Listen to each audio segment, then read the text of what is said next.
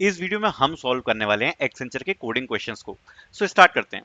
ये सारे previous year coding question है एक्सेंचर के, और हम वन बाय वन अभी 3 क्वेश्चंस को सॉल्व करने वाले हैं, जिससे आपको एक अच्छा आइडिया लग जाएगा किस प्रकार के क्वेश्चंस यहाँ पर एक्सेंचर में पूछे जा रहे हैं। So this is the first question.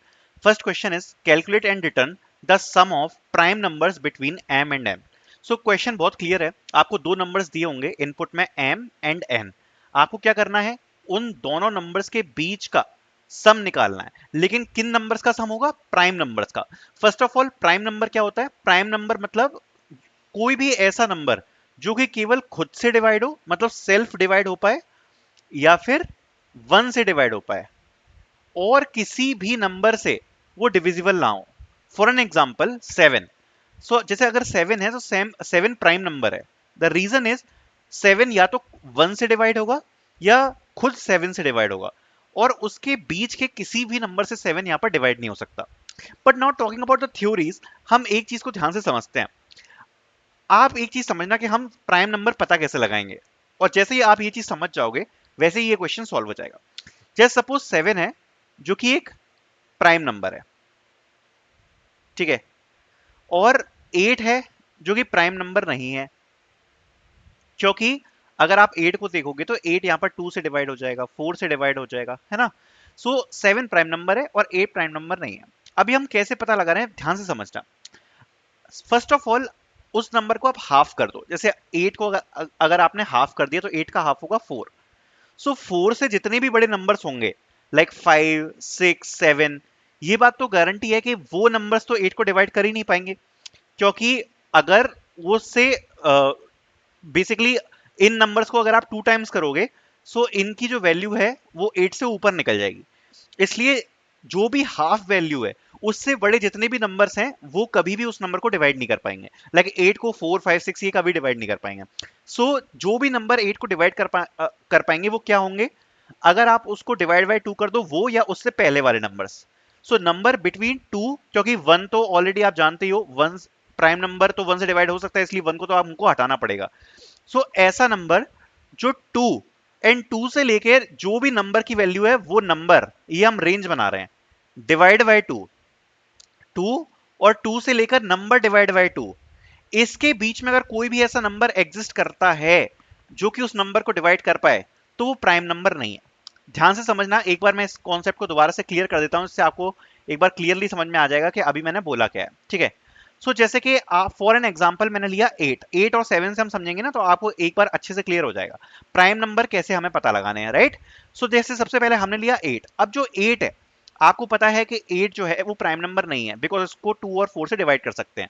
सो ये हम कैसे पता लगाएंगे? सो फर्स्ट ऑफ ऑल हम क्या करने वाले हैं, सबसे पहले हमने हमारा जो नंबर है वो है 8। 8 को 8 के किन किन नंबर से डिवाइड हो सकता है उसको पता लगाने के लिए हमें रेंज बनाना पड़ेगा। सो रेंज क्या होगी? 2 से हमारी रेंज स्टार्ट होगी, क्योंकि 1 को हमें कंसीडर नहीं करना है, क्योंकि 1 तो हर नंबर को डिवाइड कर लेता है।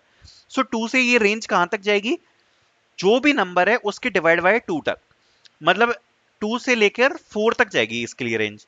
और 2 से लेकर 4 तक हम वन बाय वन सारे नंबर से चेक करेंगे कि क्या वो 8 को डिवाइड कर पा रहा है।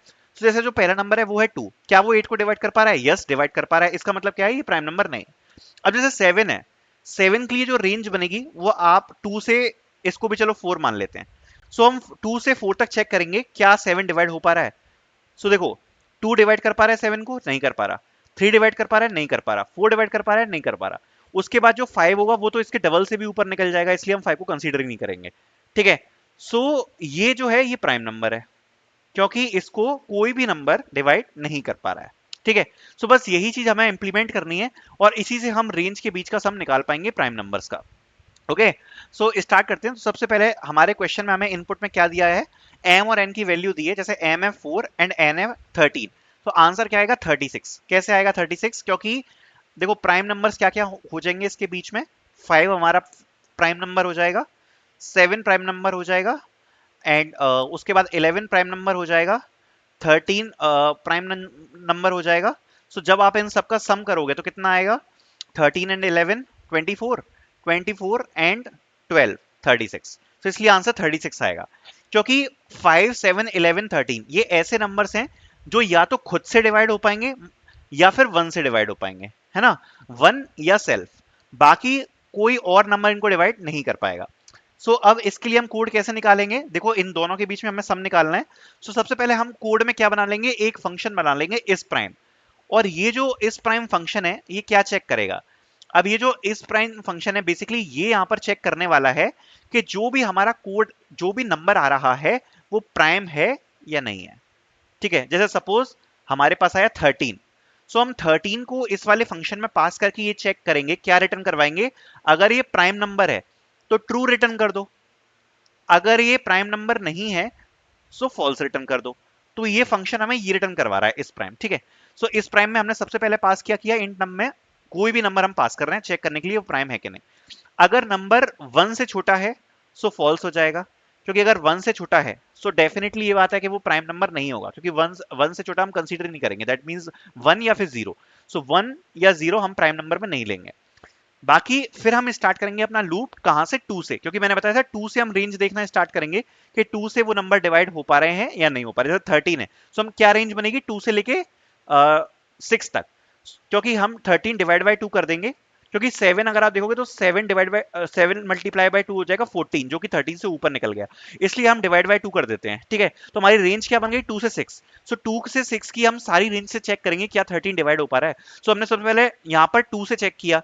So if you can see ये जो लूप चल रहा है वो चल रहा है i इक्वल्स टू 2 से लेकर i is less than num divide by 2 i plus plus. सबसे पहले हमने यहाँ पर चेक किया अगर number modulus by i equals to 0, मतलब यहाँ पर चेक होगा सबसे पहले 13 मॉड्यूलस बाय 2 इज 0 और नॉट। अगर 0 आ जाएगा उसका मतलब क्या है वो डिवाइड हो पा रहा है, और अगर नहीं आ पाएगा इसका मतलब क्या है डिवाइड नहीं हो पा रहा है। सो 13 मॉड्यूलस बाय 2 0 होगा नहीं होगा। फिर उसके बाद क्या चेक होगा 13 मॉड्यूलस बाय 3, क्या ये 0 होगा, 0 नहीं होगा। ठीक है, फिर क्या 13 मॉड्यूलस बाय 4 0 होगा, 4 नहीं होगा। फिर मॉड्यूलस 5 0 होगा नहीं होगा, 6 0 होगा नहीं होगा। इसका मतलब सारे के सारे नंबर्स हमने चेक कर लिए जिससे मॉड्यूलस 0 नहीं है, इसका मतलब क्या है ये एक प्राइम नंबर है। और लास्ट में हम यहाँ पे क्या रिटर्न करा देंगे, ट्रू रिटर्न करा देंगे कि हाँ भाई ये प्राइम नंबर है। अदरवाइज हम क्या रिटर्न करा देंगे, फॉल्स। अगर किसी भी नंबर से ये अगर डिवाइड हो गया तो हम रिटर्न करा देंगे फॉल्स। सो ये जो हमारा फंक्शन है बेसिकली इस प्राइम, ये क्या चेक कर रहा है कि नंबर प्राइम नंबर है या नहीं है। ठीक है, सो आई होप ये फंक्शन आपको क्लियर हो गया होगा। अब इस फंक्शन के बाद सिंपल ही है, हमको ये चीज पता है कि अब हमें ये पता है कि उस फंक्शन में हम नंबर पास करके ये चेक कर सकते हैं कि वो प्राइम नंबर नहीं है या फिर है। अब हम बस उस रेंज को पास करके सम करते चले जाएंगे और हमारे पास आंसर आ जाएगा। ठीक है, सो जैसे कि सपोज अगर हम नीचे देखते हैं, सो हमारे पास m और n ये दो नंबर्स गिवन है जिसके बीच में हमें प्राइम नंबर्स का सम कैलकुलेट करना है।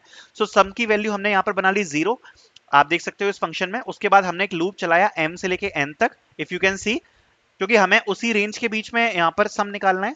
जैसे कि अगर हम यहाँ पर आप देख सकते हो तो हम जो प्राइम नंबर निकाल रहे हैं वो किसके बीच में निकाल रहे हैं, जो हमारा इनपुट है वो है 4 से लेके 13 के बीच में। सो सबसे पहले हमने जो i की वैल्यू है वो क्या से सेट कर दी 4। सो i हमारा जो लूप है वो कहां से चलेगा, i इक्वल्स टू 4 से लेके 13 तक।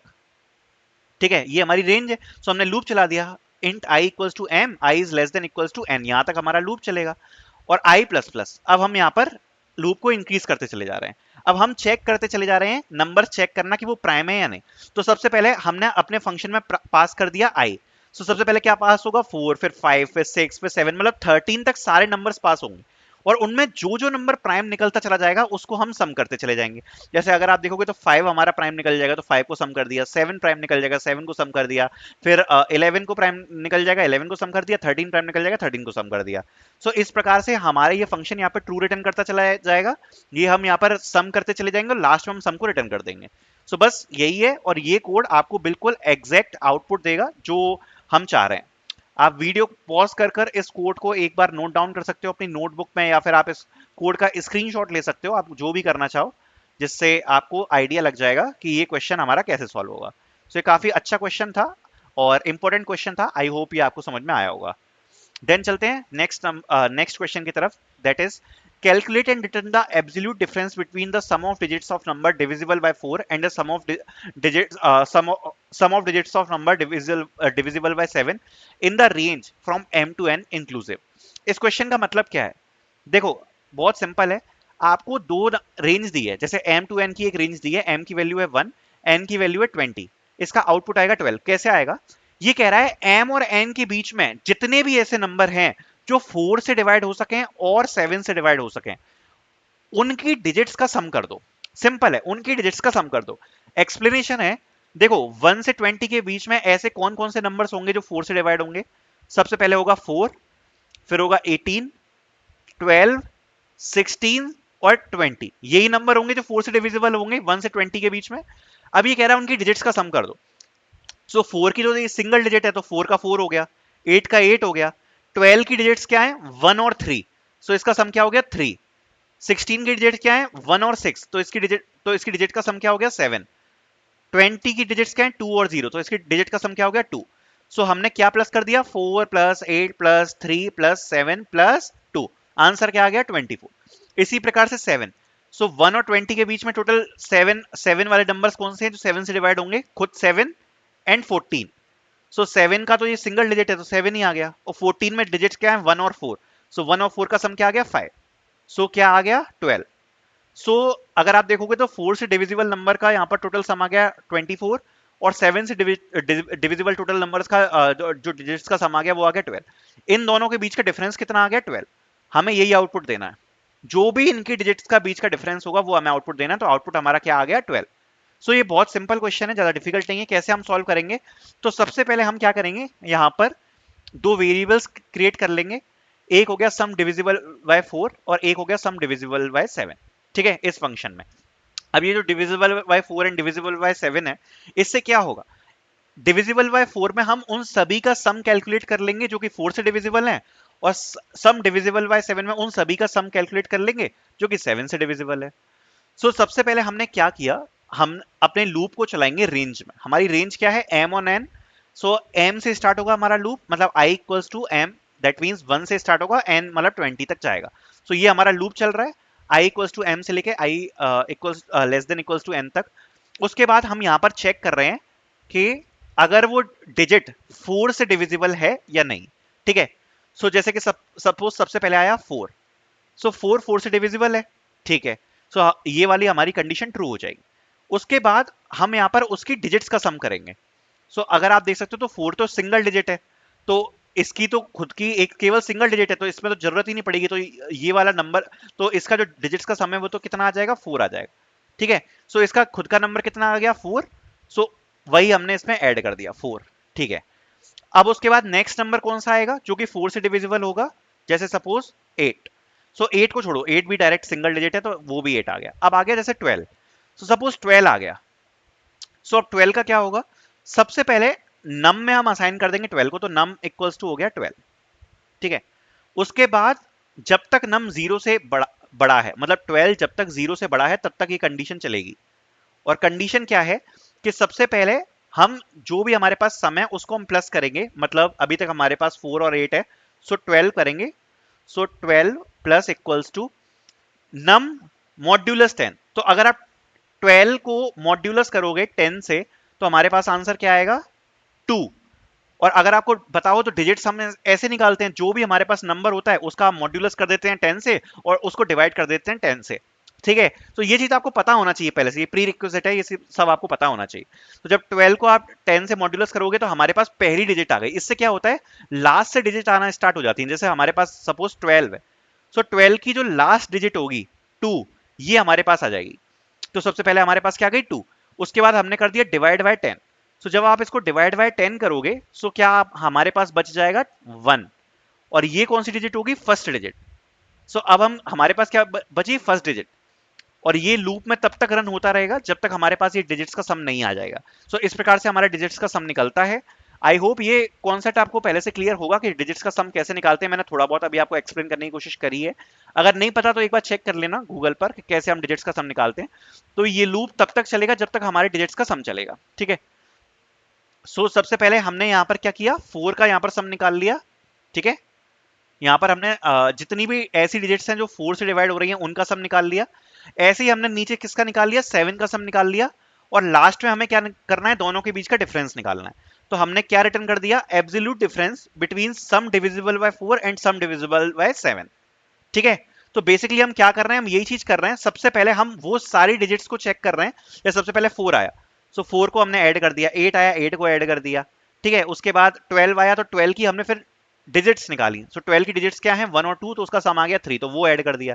फिर आया 16 की डिजिट्स निकाली, वो है 1 और 6, तो वो ऐड कर दिया। फिर बाद में 20 था, तो 20 का 2 और 0 वो ऐड कर दिया, तो हमारा कितना टोटल बन गया 24। और ये किस में स्टोर हो जाएगा, सम डिविजिबल बाय 4 इस वाले वेरिएबल में, और सम डिविजिबल बाय 7 इसमें क्या स्टोर हो जाएगा, जितनी भी 7 की डिजिट्स हैं। और लास्ट में हमने क्या करा, इनका डिफरेंस निकाल दिया और बाद में हमने रिटर्न करा दिया। सो ये इसका कोड है। आप इसका स्क्रीनशॉट ले सकते हो एक बार, या देख सकते हो आप कैसे ये फंक्शन लिखा हुआ है एक बार।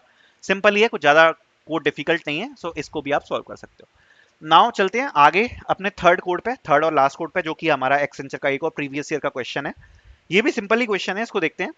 सो the function accept two positive integers r and unit and a positive integer array of size n as its argument r represents the number of rats present in the area. Unit in the amount of the food each rat consumes, and each ith element of array ARR represent the amount of food present in I plus 1 house number, where 0 is less than equals to I. Return the total number of house required to fulfill the food requirements of rat. ठीक है। So basically ये question कहना क्या चाह रहा है वो मैं आपको एक्सप्लेन कर देता हूँ। देखो सिंपल सी बात है, ये बोल रहा है एक इंटीजर है r और r बता रहा है rates, total number of rates कितने हैं। एक इंटीजर है यूनिट, वो ये बता रहा है कि रेट्स फूड कितना खाते हैं। जैसे सपोज r इक्वल्स टू है 7 और फूड इक्वल्स टू है 2, इसका मतलब टोटल नंबर ऑफ रेट्स हैं 7 और हर रेट कितना फूड खाता है, दो यूनिट्स। तो 7 रेट्स टोटल कितना फूड खाएंगे, 14 यूनिट्स, सिंपल सी बात है। तो ये बोल रहा है कि जितना भी फूड रिक्वायर्ड है, अब यहां पर अगर आप देखोगे ना 7 रेट्स हैं, टू यूनिट्स फूड है जो हर रेट खाता है। जितना भी फूड रिक्वायर्ड है उतना फूड खाने के लिए रेट्स को कितने घर जाना पड़ेगा, कितने टोटल हाउस जाना पड़ेंगे, वो हमें बताना है। और घर क्या है वो हमने एरे में रिप्रेजेंट किया है। तो जो पहला घर है उसमें टोटल नंबर ऑफ फूड कितना है, 2 यूनिट। दूसरे घर में कितना यूनिट फूड है, 8 यूनिट। तीसरे हाउस में कितना फूड है, 3 यूनिट। चौथे हाउस में कितना फूड है, 5 यूनिट।